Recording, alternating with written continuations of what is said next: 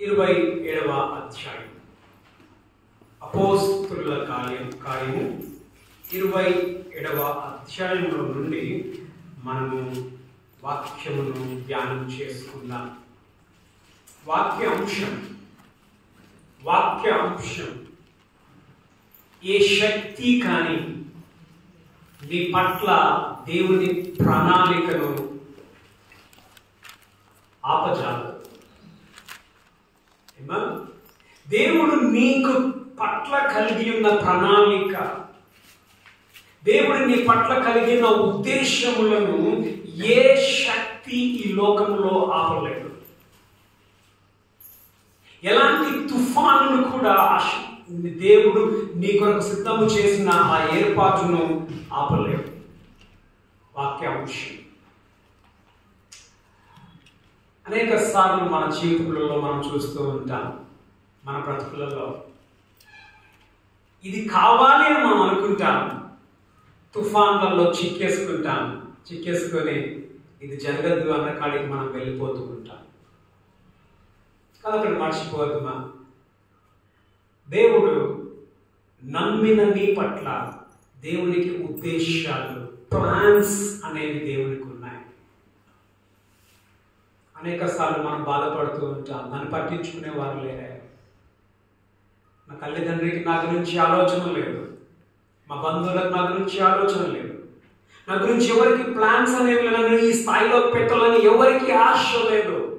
కానీ మా దేవునికి నీ పట్ల ఒక ప్రణాళిక, ఒక ప్లాన్ అనేది ఉంది. నిన్ను ఏ స్థాయిలో పెట్టాలో ఆయనకు తెలుసు. తెలిసిన ఆయన నిన్ను ఆ దశగా తీసుకొని వెళ్తాడు. ఆ దశగా తీసుకొని వెళ్తున్నప్పుడు ఎన్ని ఆటంకములు వచ్చినా, ఎన్ని తుఫానులు వచ్చినా వాటన్నిటిని దాటించుకొని ఆయన నిన్ను అక్కడ నిల్చోబెడతాడు. అదే ఈరోజు మనము నేర్చుకోబోయే వాక్యం. పౌలుని దేవుడు పిలుచుకున్నాడు. 9వ అధ్యాయం చదవండి. 9వ అధ్యాయంలో 15వ వచనం చదవండి. 9:15.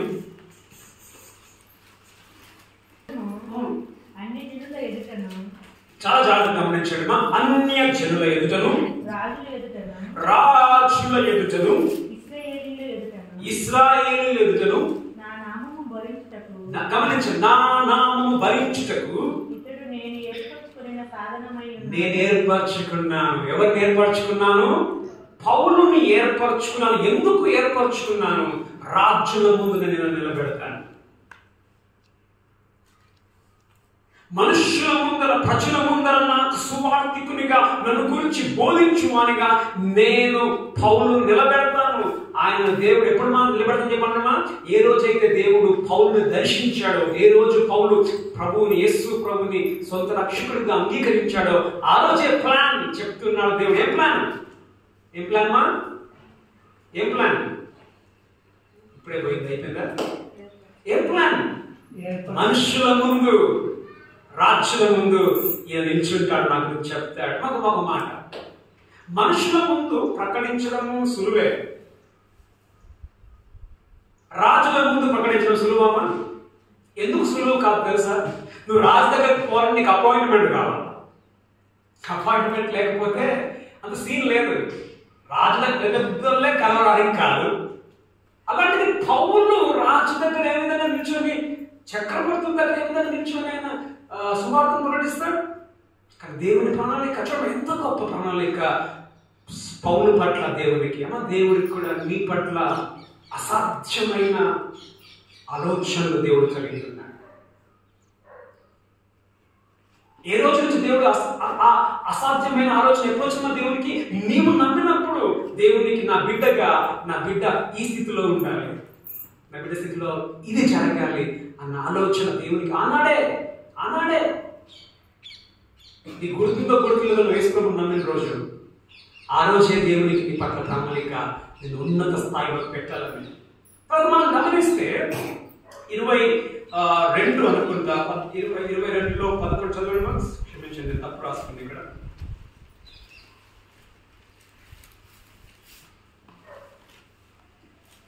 22:11 చదవండి.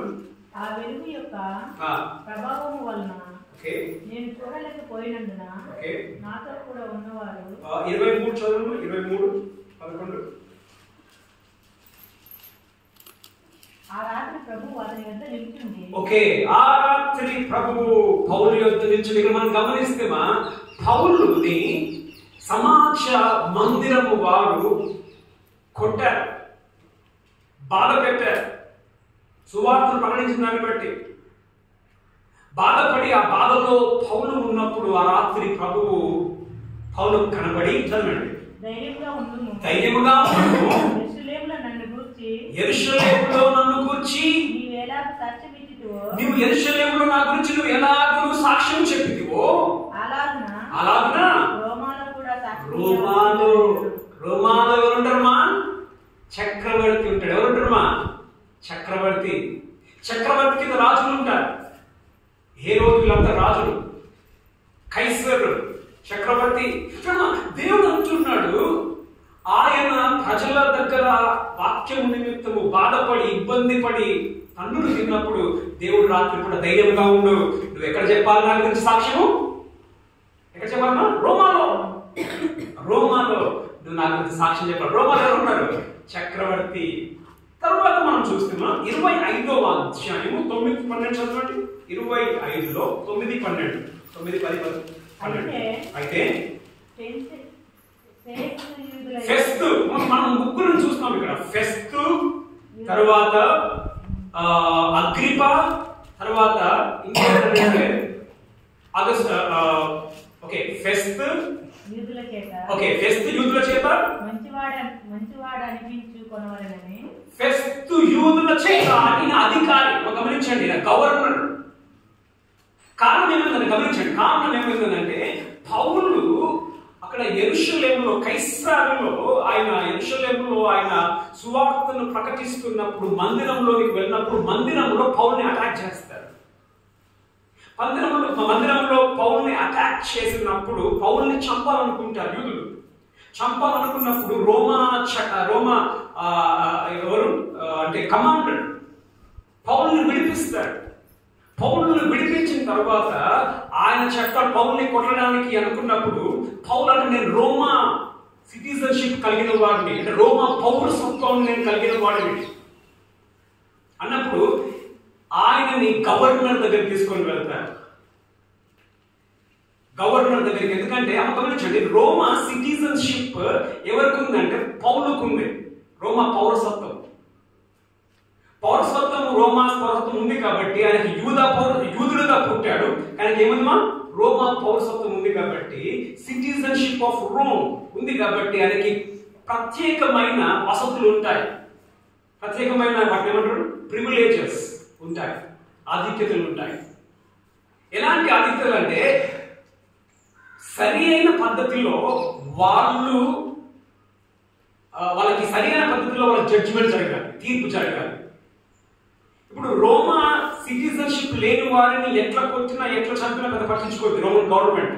కానీ రోమన్ సిటిజన్షిప్ ఉన్న వాళ్ళకి ఏంటంటే వారికి హక్కు ఏంటంటే వారికి సరి అయిన విధంగా న్యాయం జరగాలి. ఊరికనే కొట్టడానికి లేదు, ఊరికనే బెయిల్ చేయడానికి లేదు. పౌలుకి బెయిల్ వేశాడు ఎవరు? ఆ రోమా కమాండర్ పౌలు బెయిల్ వేశాడు. బెయిల్ వేసిన తర్వాత పౌలు అంటాడు, నేను రోమా పౌరుడిని అన్నప్పుడు భయపడిపోయాడు. ఆ బంధకమును తీసేస్తాడు. అది మనం చూస్తాం అక్కడే అపోస్తలుల కార్యములో. తర్వాత ఈయన రోమా పౌరసత్వాన్ని కలిగిన వాడు కాబట్టి గవర్నర్ దగ్గరికి పంపించాడు కేసుని. ఇప్పుడు దేవుడు అన్నది నన్ను నిలబెడతాను ఏంటిది? నేను అధికారంగా నేను నిలబెడతాను. చదవండి, కనిపించండి. ఫెస్తు యూదుల చేత మంచివాడు అనిపించుకోవాలని యెరూషలేమునకు వచ్చి అక్కడ నా ఎదుట ఈ సంగతులను గురించి విమర్శించబడుట నీకు ఇష్టమా? చూడమ్మా, ఫెస్తు ఏం చేసిందంటే ఇశ్రాయేలుని సంతోషపెట్టడానికి ఏం చేసిందంటే ఈ కైసరు నుండి ఎక్కడ రాదు, యెరూషలేముకు రా. కైసర్ నుండి యెరూషలేముకు వచ్చి నువ్వు అక్కడ నాతో చెప్పు, నీ మాటలు మాట్లాడు అని చెప్పు. అంటే ప్లాన్ ఏంటంటే ఫెస్తు ప్లాన్ ఏంటంటే ఇశ్రాయేలు యూదులు పౌలుని చంపాలని ప్లాన్ వేశారు. సో ఇప్పుడు ఈయన ప్లాన్ ఏంటంటే ఫెస్తు ప్లాన్ ఏంటంటే పౌలుని కైసరు నుండి ఎక్కడికి యెరూషలేము తీసుకొస్తున్నప్పుడు మార్గ మధ్యలో ఇశ్రాయేల్ ఏం చేయొచ్చు? చంపేయచ్చు. అది ప్లాన్ ఎవరిది? ఫెస్తుది. చదవండి. విమర్శించబడుట నీకు ఇష్టమా అని పౌలును అడిగాను. అందుకు పౌలు కైసరు న్యాయపీఠం ఎదుట ఏమంటున్నాడు? కైసరు అనేది నేను చక్రవర్తి దగ్గరికి పోతాను. ఎక్కడికి? ఎంపరర్ చక్రవర్తి దగ్గర న్యాయపీఠం ఎదుట నిలవబడి ఉన్నాను. నేను విమర్శింపబడవలసిన స్థలం ఇదే. యూదులకు నేను అన్యాయం ఏమీ చేయలేదని తమరికి బాగుగా తెలియను. నేను న్యాయము తప్పి మరణమునకు తగినదేదైనను చేసిన ఎడల మరణమునకు వెనుక తీయను. వీరు నా మీద మోపుచున్న నేరములలో ఏది నిజము కాని ఎడల నన్ను వారికి అప్పగించుటకు ఎవరి తరము కాదు. కైసరు ఎదుటనే చెప్పుకుందునను. కైసరు ఎదుట చెప్పు అనేది నీకు అధికారం లేదు. నేను రోమా పౌరసత్వం కలిగిన వాడు కాబట్టి నేను రాజు దగ్గరికి వెళ్తాను. అంటే రోమా పౌరసత్వం కలిగిన వాడికి సరి అయిన న్యాయం జరగాలి. తర్వాత అగ్రిప్పా ముందు నిల్చుంటాడు, రాజు ముందు నిల్చుంటాడు. తర్వాత వాళ్ళు ఏం చేశారు? చదవండి 26:32. అందుకు అగ్రిప్పా రాజీన అగ్రిప్పా ఈ మనుష్యుడు కైసరు ఎదుట చెప్పుకొందునని అనని ఎడల ఇతనిని విడుదల చేయవచ్చునని ఫెస్తుతో చెప్పాను. ఇప్పుడు జరిగింది అని గమనించండి. ఫెస్తు దగ్గర నిల్చున్నాడు, గవర్నర్ దగ్గర నిల్చున్నాడు. తర్వాత అగ్రిప్పా దగ్గర రాజు దగ్గర నిల్చున్నాడు. ఎందుకు ప్రభువు నమ్మని సాక్ష్యం ఇచ్చాడు. సాక్ష్యం ఇచ్చాక వాళ్ళు ఏం చేశారు? పౌలుని చంపేసి ప్లాన్ వేశారు. పౌలు దాన్ని పసిగట్టాడు. పౌలు ఏమన్నాడు? నేను చక్రవర్తి దగ్గరికి పోయి నా కేసును వాదించుకుంటా అన్నప్పుడు అదే సినిమా చక్రవర్తి దగ్గరికి నువ్వు పో. గమనించండి, ఇది ఏ విధంగా నడుస్తుంది? ఇట్లా ఎందుకు నడుస్తుంది ఈ విధంగా? ఎందుకు నడుస్తుంది ఇట్లా? ఎందుకు నడుస్తుంది ఈ విధంగా? దేవుడు ప్లాన్ వేశాడు పౌలు కొరకు. పౌలు ప్రభు నమ్మిన రోజే దేవుని ప్లాన్ ఏంటంటే ఆయన రాజుల ముందు, చక్రవర్తుల ముందు నిల్చుని నా గురించి సువార్తను ప్రకటించాలి. చూడండి, మా దేవుని ప్లాన్ ఎంత అద్భుతంగా దేవుడు తీసుకొని వెళ్తాడు. మనకు అర్థం కాదు. ఆయన తన ప్రణాళికను, ఆయన ప్లాన్ ని ఏ విధంగా ఆయన చేసి తీర్చే దేవుడుగా ఉండి ఉంటాడు. ఒక మాట, ఇప్పుడు ఒక ప్లాన్ జరగాలి అని అంటే నీకు తెలుసు ఈ ఉద్దేశం నెరవేరుతుందని. ఈ ఉద్దేశం నెరవేరుతుంది అన్నప్పుడు నీకు ఎలాంటి వాతావరణం ఉండాలని చూస్తాము మనం? ఎలాంటి వాతావరణం మనం కోరుకుంటాం? నెమ్మదిగా ఉండాలి. ఎలాంటి అలజడులు ఉండొద్దు. అలజడులు లేకుండా నెమ్మదిగా ఉన్న పని ఏమంటాం?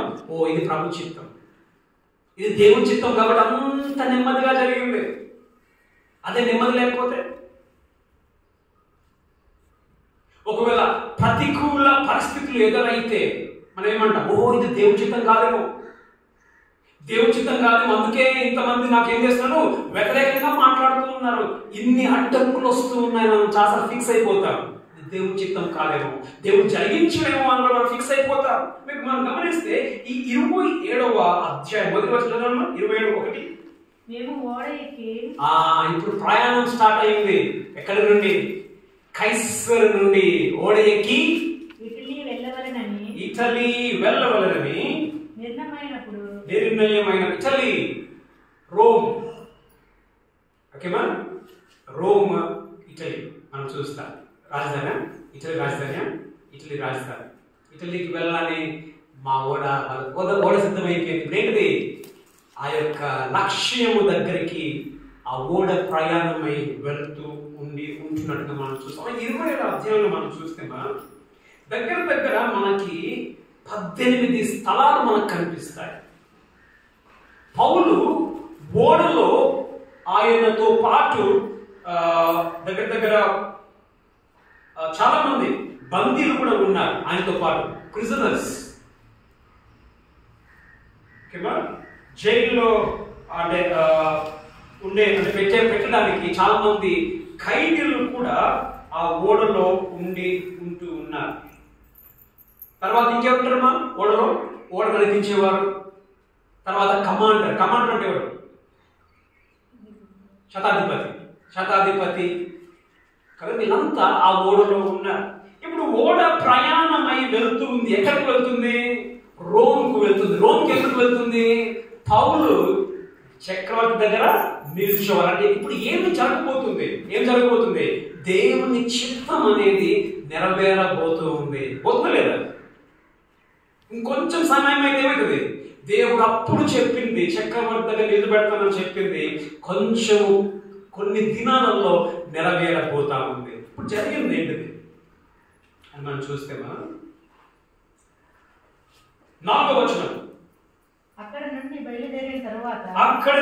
బయలుదేరిన తర్వాత ఎదురుగాలి చాలండి. ఎదురుగాలి దేనికి ఎదురుగాలి? నీవు రోముకు వెళ్ళకుండా, నువ్వు చక్రవర్తిగా నిలవకుండా ఎదురుగాలి వచ్చినప్పుడు ముందుకు పోవడానికి అయిద్దామా? ఉన్నారా ఇక్కడే? ఎదురుగాలికి వచ్చినప్పుడు ముందుకు పోనీకి అయిద్దా? ముందుకు పోవడానికి కాదమ్మా. 7వ వచనం, అనేక దినములు మెల్లగా నడిచి ఎంతో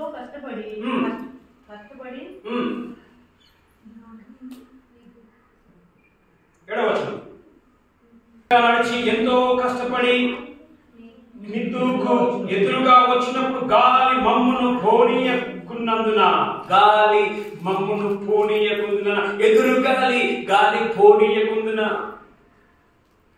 అనేక సార్లు మన బ్రతుకులలో మనం అనుకుంటాం లక్ష్యము దేవుడు తన చిత్తాన్ని నెరవేరుస్తాడని అనుకుంటాం, కానీ ఎదురుగాళ్ళు మనకు వస్తూ ఉంటాయి. పోనీయకుందున నువ్వు పోకపోతే దేవుని చిత్తము నీ పట్ల ఏ విధంగా నెరవేరుతుంది?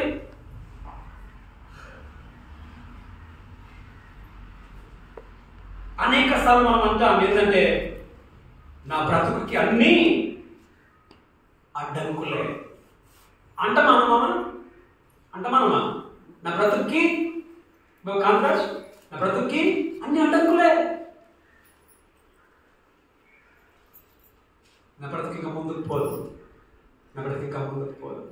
అక్కడ కూర్చున్నా నీలో ఎంతమందికి నీకు ఎదురు గాలులు వస్తున్నట్టుగా నీవు కూర్చుని ఉన్నావు? ఇక్కడ నేను ముందుకు పోలేను అన్ని అడ్డంకులే. మొదటిదిగా ఇక్కడ పరిస్థితులలో అడ్డంకులను మనం చూస్తూ ఉన్నాం పౌలు జీవితంలో. కానీ దేవుడు అంటున్నాడు, దేవుడే నెరవేర్చడానికి తీసుకువెళ్తున్నప్పటికీ ఎదురుగాలు అడ్డంకులు. మొదటిదిగా అడ్డంకమైన పరిస్థితులు. చదవండి 13వ వచనం. మరియు దక్షిణపు గాలి మెల్లగా విసురుచుండగా వారు తమ ఆలోచన సమకూరినదని తలంచి లంగరెత్తి రేసు తగిన ఓడ నడిపించే కొంచెము సేపు అయిన తరువాత ఓరకులోను అను పెనుగాలి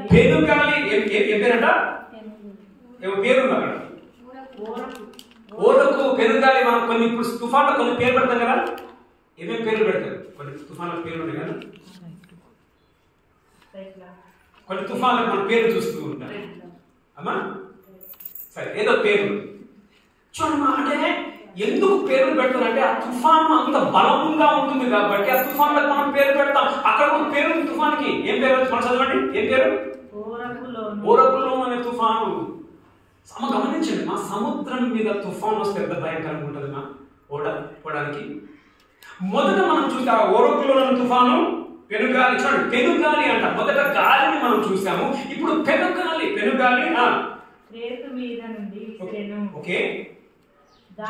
దానిలో ఓడ చిక్కుకొని రెండవది చిక్కుకొని చిక్కుకొని గాలికి ఎదురు నడవలేకపోయినందున ఎదురు నడిపించుట మాని గాలికి కొట్టుకొని పోతుంది. గమనించండి మా. రెండవది చిక్కబడుట. ఇప్పుడు నువ్వు చిక్కిపోయావు. ఇప్పుడు చిక్కిపోయినప్పుడు నువ్వు కదలికైందా? చిక్కుకొని వీళ్ళు ఏం చేశారట? అరే బాబు మాకు కాదురా, గాలి ఎట్లా నడిపిస్తే అట్లనే మా బతుకులు పోని. ఇక కంట్రోల్ చేసేది మా చేతిలో లేదు.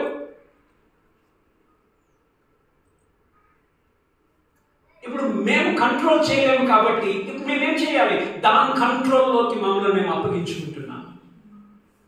చిక్కబడి కొట్టుకొని పోయి గాలికి అప్పగించుకోవడం అనేక సార్లు మన జీవితంలో కూడా మనం ఏం చేస్తామంటే ఏమని మాట్లాడతాం? మనం ఏమంటాం చెప్పండి? ఏమంటాం? నన్ను నేను ఈ పరిస్థితులకు వదిలేసుకున్నా, ఎట్లా నడిపేది ఈ పరిస్థితులు అంటామా? నేనేం చేయలేను ఇక. అదేకైనా పోనీ చిక్కుకొని, మొదటిగా ఎదురు గాలి, నువ్వు ముందుకు పోలేవు. రెండోది చిక్కుకొని వదిలేస్తాం అన్న నా బతికితే ఎట్లయినా పోనీ ఏమైనా కానీ అనేక సార్లు మనం అనుకుంటూ ఉంటాం. దాన్ని పట్టించుకునే వాళ్ళు ఎవరు లేరు. నేను చిక్కేసుకున్నాను, ఇంకా నాకు శక్తి లేదు. అది ఎట్లయినా కానీ ఏమైనా కానీ నా బతికితే. గమనించండి, ఇక్కడ ఎవరు నడిపిస్తున్నారు పౌరుని? ఎవరు నడిపిస్తున్నారమ్మా? దేవుడి ప్రణాళిక తీసుకొని వెళ్తూ ఉంది. ఇక్కడ కూర్చున్న నీలో నీకు ఎదురుగాలు వస్తూ ఉన్నాయా? నువ్వు చిక్కేసుకున్నావా? చివరిగా 41 చదవండి. ఇంట్లో 41. రెండు ప్రవాహములు కలిసిన, రెండు ప్రవాహములు, ఇప్పుడు సముద్రం మీద రెండు ప్రవాహములు, రెండు సముద్రములు కలిసిన చిక్కుకొని ఓడ చిక్కుకొని ఓడని మెత్త పట్టించిరి. అందువలన అనివి పోయి కదలకయుండెను. ఓకే. అమరము ఆ దెబ్బకు బద్దలై పోసాగెను. ఓడే పగిలిపోయింది. మొదట ఎదురు గాలిలో, రెండోది గాలిలో చిక్కుకొని గాలికే వదిలేసుకొని నా బతుకైపోయింది. మూడోది ఆఖరికి ఓడే పగిలిపోయింది, ఓడ బద్దలైపోయింది. ఓడ బద్దలైతే ఇంకేముంది? చెప్పండి, ఓడ బద్దలైతే ఏముంది? అయిపోయింది కాబట్టి అంత అయిపోయింది. దేవుడి చిత్తం లేదు, ఏమి లేదు, ఏమయ్యేది లేదు, ఏం కాదు, ఇంకా ఏం కాదు. అనేక సార్లు మనం ఫిక్స్ అయిపోతాం, ఈ మూడింట్లో ఫిక్స్ అయిపోతాం. దేనికి ఫిక్స్ అయిపోతాం? ఫస్ట్ దేనిది? ముందుకు పోదు. ఇంకా ఎదురుగాలి కాబట్టి నా బతుకు ముందుకు పోదు. రెండోది ఏంటిది? చిక్కేసుకున్నాం గాలిలో కాబట్టి ఎట్లా నడిపి ఎట్లయినా కొట్టి గాలికే నేను దోసుకొని పోతా. మూడోది బద్దలు పగిలిపోయింది, అయిపోయింది. కానీ ఇప్పుడు ఇంకొక మాట మనం చూస్తే, మొదటిదిగా పరిస్థితులు మనకి అడ్డంకుగా ఉంటుంటాయి. పరిస్థితులు మనల్ని కొన్నిసార్లు మనం చిక్కేసుకుంటాం. మూడోది పరిస్థితులలో మనం చేయి దాటిపోతుంది. ఇంకొక మాట మనం చూస్తే 20-21 వచనం. 20-21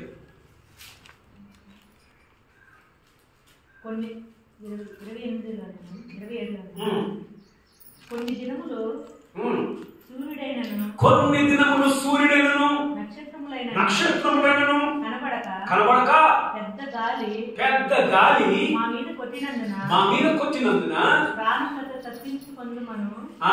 ఆశ బొత్తిగా పోయెను. ఆశ కూడా వెళ్ళిపోయింది.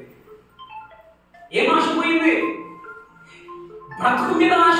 బ్రతుకు మీద ఆశ పోతే నువ్వు ఎప్పుడు చక్రవర్తిగా నిలబడతావు.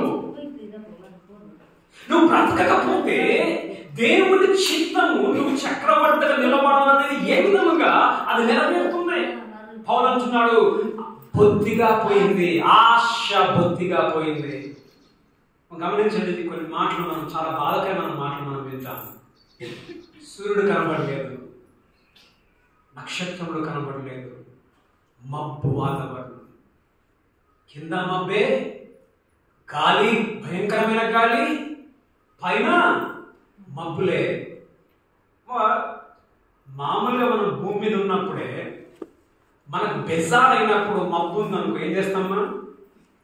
ఇంకా మబ్బు ఎంతో అంటే ఒక విధంగా మనసుకి నెమ్మది ఉండదు. కొన్నిసార్లు కొంచెం చూస్తున్నాం, ఏమన్నా మబ్బు పెట్టుకుని ఉన్నామంట కదా. మబ్బు అనేది డల్గా.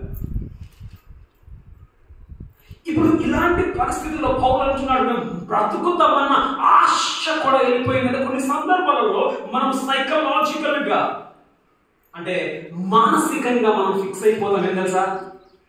ఇంకా ఆశ లేదు. మానసికంగా మనం ఫిక్స్ అయిపోతాం, ఇంకా ఆశ లేదు.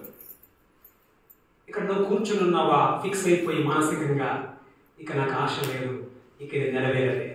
మనం గమనించండి 2 విషయాలు. మొదట పరిస్థితులను మనం చూసాం.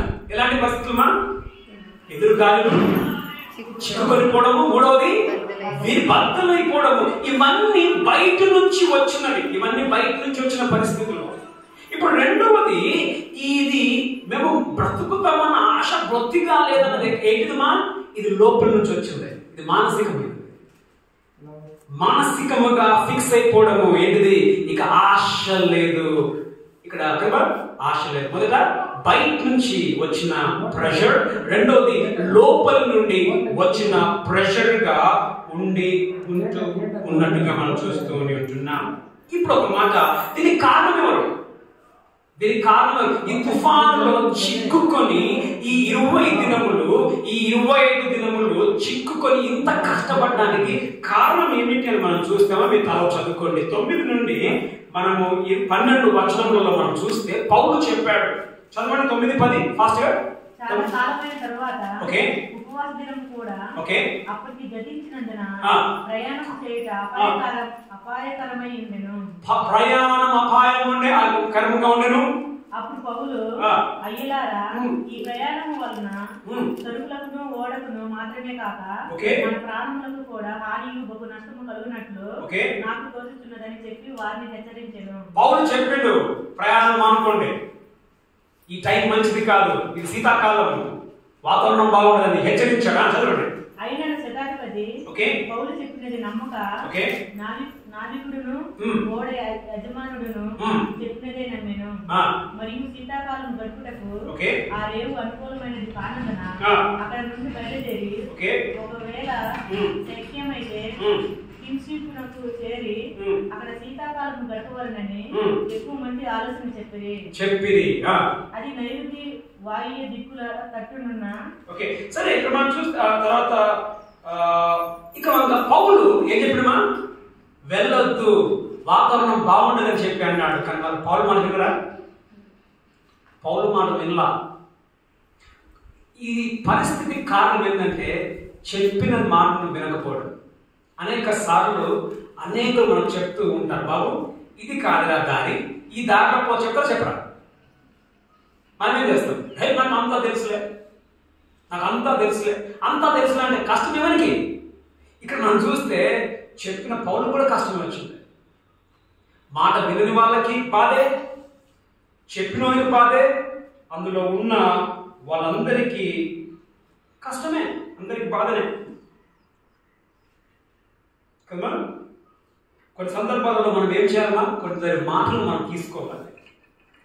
కొందరి మాటలు మనం తీసుకోలేకపోతే మనకి నష్టము, వ్యక్తి వారంగా మన నష్టంలోనికి మనము నెట్టి వేసే వారంగా మనం ఉంటాం.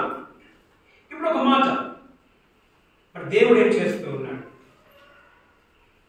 దేవుడు ఈ తుఫానులో దేవుడు ఏం చేస్తూ ఉన్నాడు? నాకు ఎదురుగాలు వస్తున్నాయి, నేను చిక్కేసుకున్నాను, పగిలిపోయింది. దేవుడు ఏం చేస్తున్నాడు? చదవండి మా 22 నుంచి చదవండి. ఇప్పుడైనా ధైర్యం తెచ్చుకోండి. ఒక నిమిషము, మనము అందులో ఇంకొక మాట పౌలు 21 చదవండి. 21 చివరి భాగం. మీరు నా మాట విని క్రేతు నుండి బయలుదేరకయే ఉండవలసినది. పౌలు అంటున్నాడు, అప్పుడే నా మాట వినండి మీరు, అప్పుడు ఈ హానియు నష్టమును కలుగకపోవును. చాలండి. అప్పుడే నా మాట వింటే మనకి నష్టం కాకపోతున్నాము. కొన్ని సందర్భాలలో కొందరు మనకి చెప్పే మంచి మాటలు మనం వినాలి, మనం వినము కాబట్టి నష్టం. మరి ఇప్పుడు దేవుడు ఏం చేస్తూ ఉన్నాడు? చదవండి 22. ఇప్పుడైనా ధైర్యం తెచ్చుకోనడని మిమ్మల్ని వేడుకొనుచున్నాను. ఓడకే గాని, చూడండి మా, ఓడకే గాని మీలో ఎవరి ప్రాణమునకును హాని కలగదు. నేను ఎవరి వాడను, గమనించండి, నేను ఎవరి వాడను, ఎవరిని సేవించుచున్నాను ఎవరిని సేవించున్నానో ఆ దేవుని దూత గడిచిన రాత్రి నా యొద్ద నిలిచారండి. నా యొద్ద నిలిచి ఎక్కడ దేవుడు నిల్చున్నాడమ్మా? ఎక్కడ నిల్చున్నాడు? ఆ తుఫానులో పౌలు దగ్గర దేవుడు నిల్చొని ఉన్నాడు. అమ్మ, ఇక్కడ కూర్చున్న నీలో నువ్వుకి ఎదురుగాలు వస్తూ ఉన్నాయా? నువ్వు చిక్కేసుకొని ఇంకా పరిస్థితులు నన్ను నడిపేయని అని చెప్పేసి నువ్వు ఆశను వదులుకున్నావా? మానసికంగా ఇంకా నేను ఫిక్స్ అయిపోయాను, ఇంకా నాకు ఆశ లేదు కానీ ఫిక్స్ అయిపోయావా? పగిలిపోయిందా? దేవుడు పౌలుతో నిల్చున్నాడు. దేవుడు ఆ పరిస్థితుల్లో నీతో పాటు దేవుడు ఉన్నాడు. ఆ తుఫాన్లలో దేవుడి సన్నిధితో ఉంది అని అంటాడు వాక్యంలో. నేను విడువను, ఎన్నడూ నువ్వు ఎడబాయను. తుఫాను లేనప్పుడు ఉంటాడు, తుఫాన్లలో కూడా ఆయన మనతో ఉంటాడు. మొదటిది మా తుఫాన్లలో ఎక్కడున్నాడు దేవుడు అంటే దేవుడు నీతోనే ఉన్నాడు. మొదటిదిగా. రెండవది చదవండి, కంటిన్యూ చేయండి.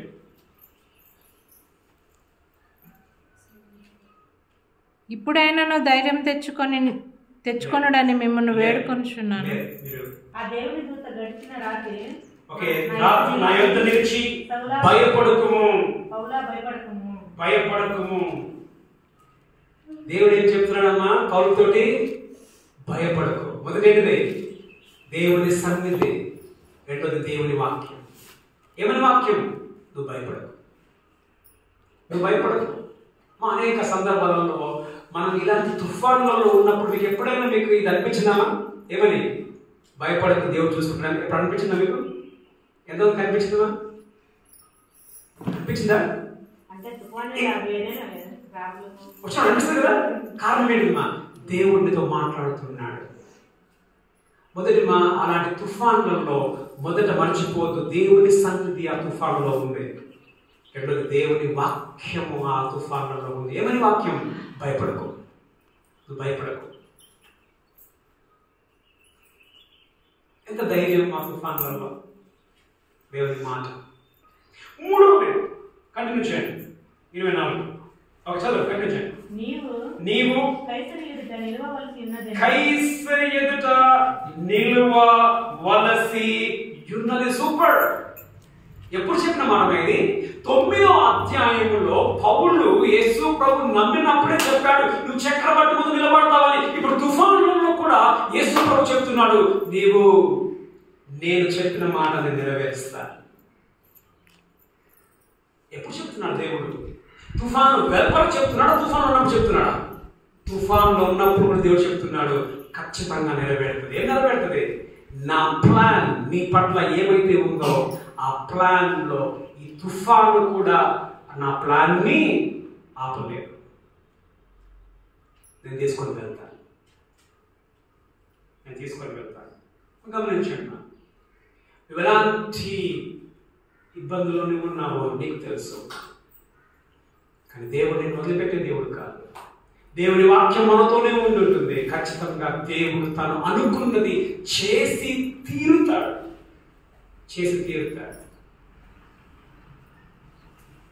మనం చూస్తే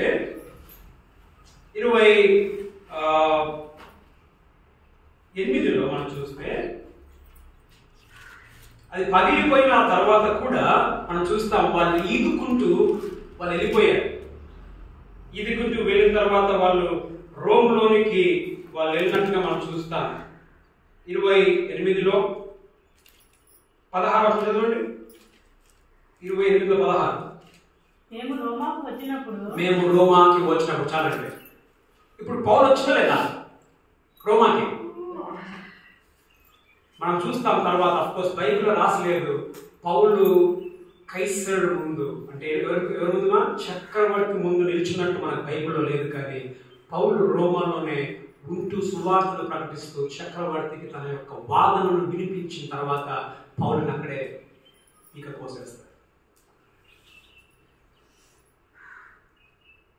దేవుని ప్రణాళిక చక్రవర్తి ముందు నిల్చోవడం ప్రణాళికను దేవుడు నెరవేర్చాడు. ఇప్పుడు ఒక మాట మనం గమనించాలి. ఇప్పుడు ఈ యొక్క తుఫాన్లో ఉన్నప్పుడు నువ్వేం చేయాలి? 20 వచనం 25 27-25. కాబట్టి అయ్యలారా ధైర్యం తెచ్చుకొనిడి నాతో దూత చెప్పిన ప్రకారం జరుగునని. సూపర్. ఏంటిది? నాతో దూత చెప్పిన ప్రకారము జరుగును అనేది నమ్మకం. నీకు నమ్మకం ఉందా నీ దేవుని మీద? నీ దేవుని నమ్మకం ఉందా? నా దేవుడు ఈ యొక్క తుఫాన్లు ఎదిరి వచ్చే తుఫాన్లను కూడా తట్టుకునే శక్తి అనుకుంది. నేను చిక్కేసుకున్నా విడిపించే శక్తి ఉంది, పగిలిపోయినా తప్పించే శక్తి ఉంది, ఆశ లేకపోయినా ఇంకా తీసుకొని పోయే శక్తి ఉంది. నీ నమ్మకం ఉందమ్మా? నేను నమ్ముతున్నాను అంటాడు పౌలు. చదువు మరొక అదే మాట. నాతో దూత చెప్పిన ప్రకారం జరుగునని నేను దేవుని నమ్ముచున్నాను. నేను నమ్ముచున్నాను. ఏం జరుగుతుంది? ఆయన ప్రణాళిక, దేవుని చిత్తము నీ జీవితంలో ఖచ్చితంగా నెరవేరుతుంది. నేను నమ్ముతున్నాను. నువ్వు నమ్ముతున్నావా దేవుని వాక్యము, దేవుని మాటలు? చదవండి 31-32. అందుకు పౌలు, మీరు ఓడలో ఉంటేనే గాని మీరు తప్పించుకొనలేరని శతాధిపతితోనూ సైనికులతోనూ చెప్పాను. వెంటనే సైనికులు పడవ తాళ్ళు కోసి, సరే మీరు ఓడలోనే ఉంటే తప్పించుకోలేని నమ్మకం, దేవుని మీద కాన్ఫిడెంట్. ఏమైనా కాన్ఫిడెంట్? ఆయన నెరవేరుస్తాడు అని. మొదటిది మన నమ్మకం, దేవుని మీద నమ్మకం ఉండాలి. తుఫానులో నీకు ఇది జరగదు అనుకున్న సందర్భంలో కూడా నమ్మకం ఉండాలి దేవుని మీద. తర్వాత 33-36. తెల్లవారుచుండగా పౌలు 14 దినముల నుండి మీరేమీ పుచ్చుకొనక, మీరేమి తినలేదు 14 దినాల నుండి ఉపవాసంతో కనిపెట్టుకొని ఉన్నారు కనుక ఆహారం పుచ్చుకొనడని. తినండి. పాపం వాళ్ళ భయానికి వాళ్ళు భోజనం కూడా తినలా. దగ్గర 280 మంది అక్కడ ఉన్నట్టుగా మనము చూస్తాం. దగ్గర ఓకే 37లో మనం చూస్తాం. ఓడలో ఉన్న మేమందరము 276 మంది భోజనం తినలేదు. ఎన్ని రోజులున్నా? 14 రోజులు దాదాపు భోజనం తినలేదు. ఎందుకు? ఆ సముద్రంలో భయానికి. ఇప్పుడు పౌలు అంటున్నాడు, ఆ చదవండి. ఆహారం పుచ్చుకొనుడని మిమ్మల్ని వేడుకొనుచున్నాను. ఇది మీ ప్రాణ రక్షణకు సహాయమగును. ఓకే, మీలో ఎవరి తల నుండి ఒక వెంట్రుకైనను తల వెంట్రుక రాలేదు. మీరు అందరూ రోగిపోతున్నాను నశించదని చెప్పుచు ఆహారం పుచ్చుకొనుడని అందరినీ బతిమాలెను. ఓకే, ఈ మాటలు చెప్పి ఒక రొట్టెను పట్టుకొని అందరి ఎదుట దేవునికి కృతజ్ఞతాస్తుతులు చెల్లించి దానిని విరిచి తినసాగెను. నీకు ఎంత ధైర్యం ఉండాలమ్మా తిన్నికి. నీకు వాళ్ళకు తినలే, వాళ్ళకి మనసులో నెమ్మది లేదు. అనేక సార్లు మనకు మనసులో నెమ్మది లేనప్పుడు, సార్ అన్ని ఎదురుగాల్లో వస్తున్నాయి సార్, నేను చిక్కేసుకున్నా, నెమ్మది లేదు, అయితే నెమ్మది లేదు. తింటావా? భోజనం తింటావా? తిండెక్కదు. ఎందుకు? నా బతుకు బస్ స్టాండ్ అయిపోయింది, తిండెక్కదు. కానీ పౌలు తింటున్నాడు అంటే పౌలుకు నమ్మకం, ధైర్యం దేవుడిలో. మొదటి దేవుని నమ్మకం, రెండోది ధైర్యం. తుఫానులలో కూడా ధైర్యం. నీకు ఆ ధైర్యం ఉందామా? నీకు ఎప్పుడు ఆ ధైర్యం ఉండదంటే దేవుడు నీకు ఆ తుఫానుల నుంచి బయటికి ఖచ్చితంగా తీస్తున్న నమ్మకం నీకు ధైర్యం ఉంటుంది. మొదటిమా తుఫానులో మనకేముండాలమ్మా? మనకు నమ్మకం ఉండాలి. తర్వాత ఏముండాలమ్మా?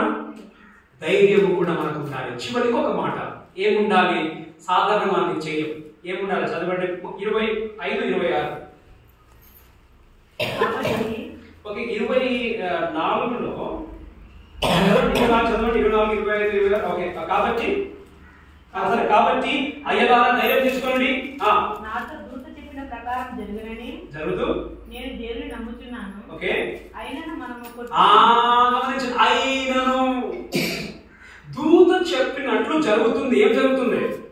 నేను చక్రవర్తి ముందు నిల్చుంటాను. మనము ఈ యొక్క సముద్రమును దాటుకొని, తుఫాను దాటుకొని మనం వెళ్తాము అంటూ ఏమంటున్నాడు? అయినను మనము కొట్టుకొని పోయి ఏదైనా ఒక దీపము మీద పడవలసి యుండునని చెప్పిన. అయినను అంటే అర్థమేంటిది?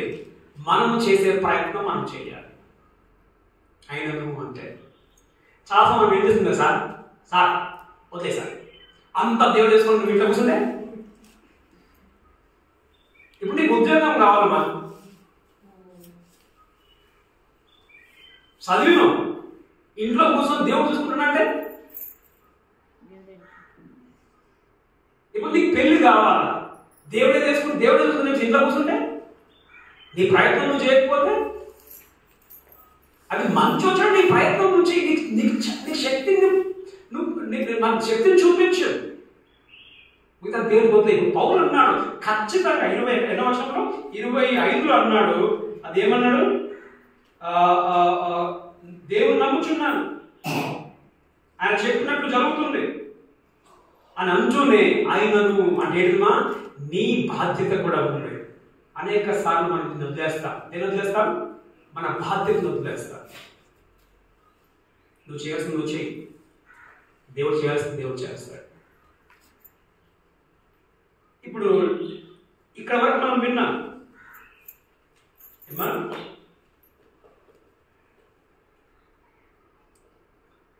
ఇప్పుడు మనకి చాలా మందికి ఒక సంతోషం ఏ సంతోషం అంటే ఏ సంతోషం తెలుసామా? ఎంతో సంతోషం ఉంది మా ఈ వాక్యం ఈ మాటలు విన్నాక సంతోషం కాదు. ఎందుకు? ఎన్ని తుఫాన్లు వచ్చినా ఏమైంది, నేను ముందుకు పోకపోయినా దేవుడిని తీసుకుపోతాడు, చిక్కేసుకున్నా దేవుడు నిలబెడతాడు, పగిలిపోయి పోయినా దేవుడు నిలబెడతాడు, ఆశ కోల్పోయినా దేవుడు. సంతోషమా కాదా? ఇప్పుడు మనం చూసుకుందాం మీ సంతోషానికి ఇది ఒక ఏంటంటే చదవడమా 23 ఎవరి పట్ల ఈ యొక్క ప్రణాళిక నెరవేరుతుంది. 23 చదవడమా. నేను ఎవరి వాడను, చదవండి, నేను ఎవరి వాడను, నేను ఎవరి వాడను, ఆ దేవుడు నిల్చొని భయపడకు, నువ్వు అక్కడ నిల్చుంటావు. నేను ఎవరి వాడను గమనించడమా, ఎవరి పట్ల ఇది నెరవేరుతుంది అని అంటే ఎవరైతే నేను ఎవరి వాడనని గుర్తిస్తారో వారి పట్ల మాత్రమే. ఇప్పుడు పౌలు గుర్తించాడు. ఏం గుర్తించాడు? నేను ఎవరి వాడను అంటే అర్థమైనది, నేను ఎవరి వాడను, నేను ఆయన వాడను. నేను ఆయన వాడను కాబట్టి నాకు ఆయనతో సంబంధం ఉంది కాబట్టి ఆయన నెరవేరుస్తాడు. నీకు ఆ సంబంధం ఉందా? నువ్వు చెప్పగలవా నేను ఎవరి వాడను, నేను ఆయన వాడనని మనం చెప్పగలుగుతామా? మనం చెప్పలేము. శాస్త్రం నేను అందుకే చెప్పాను, ఎవరికైతే వాక్యం కాదు వాళ్ళు రాలేదు. మనం దేవుని వాడము వాళ్ళము అయితే ఈ రోజు నువ్వు మందిరంలో కూర్చుంటావు. నువ్వు దేవుని వాడము కాదు కాబట్టి నువ్వు నీ ఇంట్లో కూర్చుంటావు. నువ్వు ఎందుకు రాలేదు చర్చ కంటే? సార్ నా కొడుక్కి భోజనం పెట్టాలి. ఎవరి వాడవు నువ్వు? నువ్వు నీ కొడుకు వాడవు, నువ్వు దేవుని వాడవు కాదు. నువ్వు దేవుని వాడవు అయితే నువ్వు మందిరంలో ఉంటావు. నువ్వు ఎందుకు రాలేదు? పొలంలో కూర్చున్నా. ఎవరి వాడవు నువ్వు? నేను పొలం వాడవు, నువ్వు దేవుని వాడవు కాదు. మరి నువ్వు పొలంలో కూర్చొని నీ ఇంట్లో కూర్చొని దేవుణ్ణి నమ్మినంత మాత్రం నీకు సంబంధం లేకపోతే నీ పట్ల దేవుని చిత్తము నెరవేరదు. వినండి మా, నీ పట్ల దేవుని చిత్తం నెరవేరదు. మళ్ళీ ఎవరు మా తిట్టేది? ఎవరిని తిడతాం మనం? అయ్యో యేసు ప్రభు 10 సంవత్సరాలు అయిపోయింది బతికి ఇంకా ఇట్లే ఎడుతాను. ఎందుకు ఏడుస్తుంది? నీకు సంబంధం లేదు. ఎవరిని వాడమో నీకు తెలియదు. పౌలు అంటున్నాడు నేను ఎవరిని వాడను. జూమ్ లో ప్రార్థన పెడతాం సాయంత్రం పూట. నీవు ఆయన వాడవైతే నువ్వేం చేస్తావు? కొందరు అడుగుతాను నేను, అమ్మ కూర్చోండి అమ్మా, సార్ నెట్వర్క్ అయిపోయింది సార్. ఆ మాత్రం తెలియలేదా నెట్వర్క్ పెట్టుకోవడానికి నీకు? పిల్లోడు అయిపోకూడదు చెప్పాలా? మా ఈరోజు ప్రార్థన ఉంటుంది, నేను దేవుని వాడను, నేను ప్రార్థన చేయాలి. అమ్మ నీకు బాధ లేదు. నువ్వు ఆయన వాడవు కాకపోతే దేవుడు నీ పట్ల దాన్ని జరిగించడు, ఆయన చిత్తం జరిగించడు. తర్వాత కంటిన్యూ చేయండి. ఎవరిని వాడను? రెండవది ఎవరిని సేవించుచున్నాను. ఎవరిని సేవిస్తామా? యజమానుని సేవిస్తాం. సేవించడం అంటే మాట వినడం. ఎవరి మాట నేను వింటున్నాను, నువ్వు ఆయన మాట వింటున్నావా? ఆయన మాట మనం వింటున్నాం. అనేక సార్లు ఆయన మాటలు మనం వింటామా? వినాము. ఇంతకుముందు ప్రకాశం చెప్పాడు, వాక్యం వింటూ ఉంటాం, కానీ మనం బ్రతకం. నువ్వు వాక్యానుసారంగా బ్రతకకపోతే, నువ్వెవరిని సేవిస్తున్నావు, నువ్వు సేవించకపోతే నీ జీవితంలో దేవుడు తన చిత్తాన్ని ఏ విధముగా జరిగించగలడు? ఏ విధంగా జరిగించగలడు? రెండు విషయాలు. ఏంటిదిమా? ఎవరి జీవితంలో దేవుడు చేస్తాడు వీటిని. మొదట ఎవరి జీవితంలో చేస్తాడు? సంబంధం ఉన్నప్పుడు. నేను ఎవరిని వాడను? నీకు ఆ సంబంధం ఉందా దేవునితో?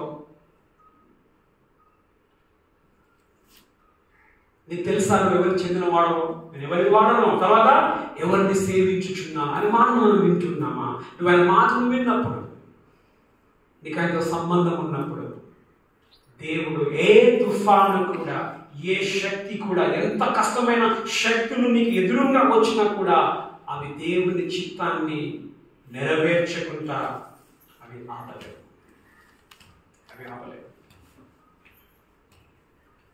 ఇక్కడ కూర్చున్న నీలో ఎంతమంది అన్నా నాకు ఎదురుగాలు వస్తున్నాయి అని బాధపడుతున్నారు? ఎంతమంది అన్నా నేను చిక్కేసుకున్నానన్నా, ఇంకా నా బ్రతుకును వదిలేసుకున్నాను, నడిపించుకొని పోయి, ఎందుకంటే నాకు బలం లేదు, దానికే బలం ఉంది, పరిస్థితులకే బలం ఉందని ఎంతమంది కూర్చుని ఉన్నారు? ఎంతమంది ఆశను వదులుకుని ఉన్నారు? ఇక అయిపోయింది, ఇంకా జరుగుతుందని చెప్పేసి ఆశను వదులుకున్న వారి ఇక్కడ నువ్వు కూర్చొని ఉన్నావా? దేవుడు అంటున్నాడు, బిడ్డ నేను నీతో ఉన్నాను, సముద్రంలో తుఫాను నీతో ఉన్నాను, నువ్వు భయపడకు, ఖచ్చితంగా నువ్వు వెళ్తావు, ఖచ్చితంగా నువ్వు వెళ్తావు, ఖచ్చితంగా నెరవేరుస్తాను. కానీ చివరి ఒకటి ఏంటిది మా కండిషన్? ఏంటిదిమా? ముగించేస్తా. కండిషన్ ఏంటిదిమా? కండిషన్ ఏంటిదిమా? నేను ఎవరిని వాడను, నువ్వు ఆయనకు చెందిన వాడవా? సెకండ్ కండిషన్, ఎవరిని సేవించుచున్నాను, ఆయన మాట వింటున్నావా? ఖచ్చితంగా దేవుడు తన చిత్తాన్ని జరిగిస్తాడు. ఏ శక్తి, ఎంత పెద్ద శక్తి అయినా కానీ, ఏ తుఫాన్ అయినా కానీ దాన్ని ఏం చేయలేదు, మనం ఆపలేదు. ఆయన చిత్తాన్ని నెరవేరుస్తాం. కళ్ళు మూసుకుందాం, ప్రార్థన చేసుకుందాం. దేవా, మీకు వందనములు చెల్లిస్తున్నాను. ఈ వాక్యాన్ని విన్నాం. పౌలు నైనా నువ్వు నమ్మినప్పుడే నువ్వు రాజుల ముందు నిలిచేవాళ్ళు నాకు సాక్షిగా మీరు చెప్పారు. చెప్పిన పౌలుని ఆ దశగా నడిపించుకొని మీరు వెళ్ళారు. సముద్రంలో వారి ప్రభా వెళ్తూ ఉన్నప్పుడు, రోమ్కి వెళ్తూ ఉన్నప్పుడు సముద్రంలో ఎన్నో గాలులు, ఎదురుగాలు వచ్చి ముందుకు పోకుండా చేసి ఉంటున్నాయి. అనేక సందర్భాల్లో మా జీవితంలో కూడా, మా ప్రయాణంలో ఎన్నో ఎదురుగాలు వస్తూ ఉంటాయి. మేము ముందుకు వెళ్ళలేము అనుకున్న పరిస్థితులు మేము ఉంటూ ఉంటాం. అనేక సార్లు పెనుగాలలో మేము చిక్కేసుకుంటాం. ఇంకా పరిస్థితులు మమ్మల్ని మేము అప్పగించుకుంటాం. ఎట్లయినా పోనీ నా బతుకు, ఏమైనా కానీ మేము వదిలేసుకుంటాం పరిస్థితులలోకి. అనేక సార్లు ప్రభా మరి బద్దలైపోయే పరిస్థితి కూడా ఇక పూర్తిగా అయిపోయింది. అనేక సార్లు ఇక మాకు ఆశ లేదు, మనసులో నెమ్మదిని కూడా కోల్పోయి, ఆశ కూడా లేదు ఇక అది జరుగుతుందని. అయినప్పటికీ నీ ప్రభా నీ వాక్యాన్ని మేము విన్నాం. ఆ తుఫానులలో మీరు మాతో ఉంటారు. మనం వదిలిపెట్టున్నాను, మీ వాక్యాన్ని విన్నాను. మీ ధైర్యమును బట్టి మీకు వదలను, భయపడకు అని పౌలుతో చెప్పారు. అందున మీరు మాతో, ఆ తుఫానులు మీరు మాకు ఉన్నారు, భయపడకు బిడ్డ, నేను చూసుకుంటాను అని చెప్పే ధైర్యమైన మాటలను బట్టి మీకు వందనములు. నువ్వు ఖచ్చితంగా నువ్వు చక్రవర్తిగా నిల్చుంటావు ప్రభావం. ఖచ్చితంగా ఏ తుఫానులైనా కానీ అన్నిటిని దాటించుకొని తీసుకొని వెళ్ళే శక్తి గల దేవుడు మీకు వందనములు. నీ యొక్క చిత్తాన్ని ఖచ్చితంగా నెరవేర్చే దేవుడుగా మీరు ఉంటున్నారు. దాన్ని బట్టి మీకు వందనములు, స్తుతులు చెల్లిస్తూ ఉంటున్నాను. పౌలులాగా మేము కూడా నమ్మునట్లుగా మాకు సహాయం చేయ. అనేక సమయం నమ్మము నాయన, నమ్ముటకు సహాయం చేయండి. మరి పౌలు తిన్నాడు, భోజనం వారికి కూడా పెట్టినట్టుగా మేము చూస్తూ ఉన్నాం. ధైర్యంతో ప్రభావం ఉంటకు సహాయం చేయండి. మేము చేయవలసిన మా బాధ్యతను మేము చేయటకు సహాయం చేయండి. మరి ముఖ్యంగా నేను ఎవరిని వాడనో, ఎవరిని సేవించుచున్నానో మేము నీతో సంబంధమును కలిగి బ్రతుకుటకు సహాయం చేయండి. అనేక సార్లు సంబంధం లేనట్టుగా మేము జీవిస్తూ ఉంటాం. మీ వాడమని ప్రజలు గుర్తించుకున్నట్టుగా మేము జీవిస్తూ ఉంటాం. నీ వాడిగా మేము బ్రతుకున్నట్లుగా సహాయం చేయండి. నీ మాట విని నిన్ను సేవించే వారు ఉన్నట్లు సహాయం చేసి నడిపించండి. ఈ బిడ్డలందరినీ పేరు పెంచుకు అప్పగిస్తుంటున్నాం. ఎవరెవరు వీటిని బలపరచండి, ఈ చిత్తాన్ని సిద్ధింపచేయండి. మరి ముఖ్యంగా నీ బిడ్డలుగా, నీ యొక్క సేవకులుగా బ్రతుకులకు సహాయం చేసి నడిపించండి. యేసు నామములో ప్రార్థిస్తూ ఉన్నాం మా తండ్రి. తండ్రి కుమారుడికి పరిశుద్ధ సహవాసం మనందరికీ ఇప్పుడు ఎల్లప్పుడూ సదాకాలం తోడై ఉండి నడిపించుగా.